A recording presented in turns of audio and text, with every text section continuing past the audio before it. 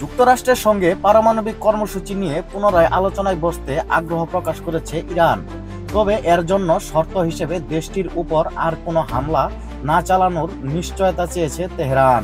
এমন মন্তব্য করেছেন ইরানের পররাষ্ট্রমন্ত্রী আব্বাস আগারচি। শনিবার তেহরানে অবস্থানরত বিদেশি কূটনীতিকদের উদ্দেশ্যে দেওয়া এক বক্তব্যে তিনি বলেন, ইরান সবসময় সংলাপের জন্য প্রস্তুত ছিল এবং ভবিষ্যতেও থাকবে। তবে আলোচনার পথ যেন যুদ্ধের দিকে না গড়ায় সেই বিষয়ে নিশ্চয়তা থাকতে হবে। সম্প্রতি ইসরায়েলের সঙ্গে 12 দিনের যুদ্ধে ইরানের পারমাণবিক ও সামরিক স্থাপনাগুলোর উপর তেল আবিবের হামলা এবং 22শে জুন যুক্তরাষ্ট্রের ক্ষেপণাস্ত্র হামলার প্রসঙ্গ টেনে পররাষ্ট্রমন্ত্রী বলেন, যদি যুক্তরাষ্ট্র ও অন্য পক্ষগুলো আবারও আলোচনা শুরু করতে চায় তাহলে সবার আগে নিশ্চিত করতে হবে যে এই ধরনের হামলা আর হবে না। তিনি অভিযোগ করেন, ইরানের পারমাণবিক স্থাপনাগুলোর উপর এসব হামলা শান্তিপূর্ণ আলোচনার পথকে জটিল ও বিপজ্জনক করে তুলেছে। এর পরপরই ইরান জাতিসংঘের পারমাণবিক পর্যবেক্ষক সংস্থা আইএই এর সঙ্গে সহযোগিতা স্থগিত করে এবং সংস্থার পরিদর্শকদের ইরান ছাড়তে বাধ্য করা হয়।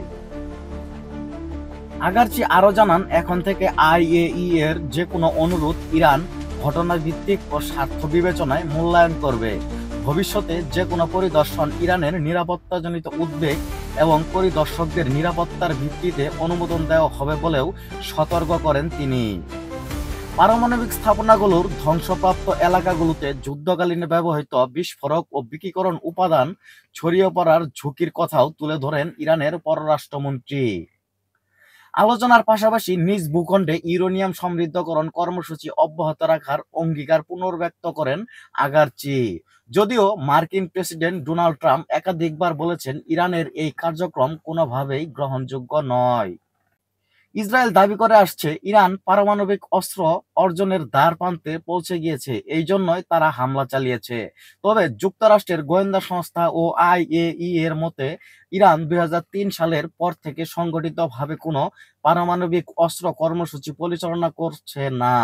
যদিও দেশটি ইতিমধ্যে 60% পর্যন্ত ইউরেনিয়াম সমৃদ্ধ করেছে, যা অস্ত্রযোগ্য 90% মাত্রার থেকেও খুব বেশি দূরে নয়।